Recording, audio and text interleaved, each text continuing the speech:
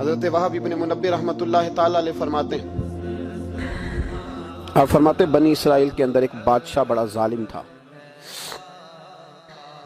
اس نے محل تعمیر کرنا شروع کر لیا، محل بن رہا ہے، محل کے بیچ ایک جھونپڑی آ گئی، کٹیا ایک بوڑھی عورت کی، تو بادشاہ نے اس بی بی سے کہا کہ یہ کٹیا، یہ جھونپڑی دے دو،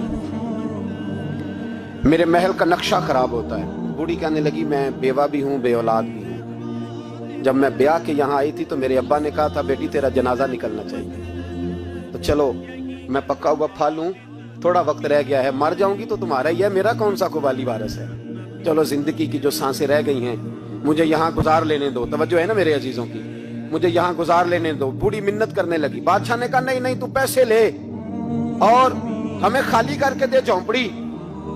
بادشاہ نے اصرار کیا تو بوڑھی کہنے لگی نہیں میں نہیں دوں گی، وہ اپنے گھر کے اندر بیٹھ گئی۔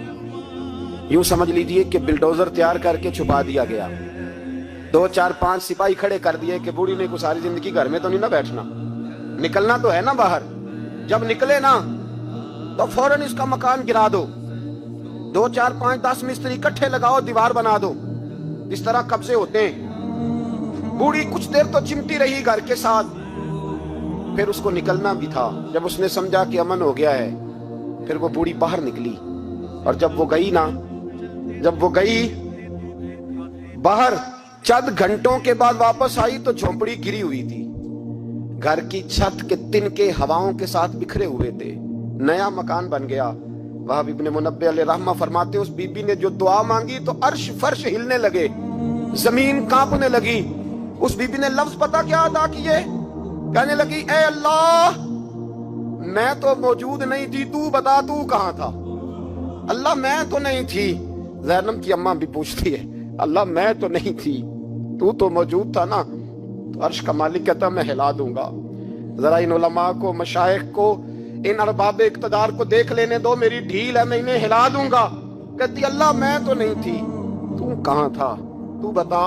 رب کریم نے فرمایا جبریل دوڑ کے جا، دوڑ، اللہ حکم کیا ہے، فرمایا پلٹ دے اس بستی کو، تباہ کر دے ان لوگوں کو جو ظلم پر چپ رہتے، انہیں تباہ کر دے۔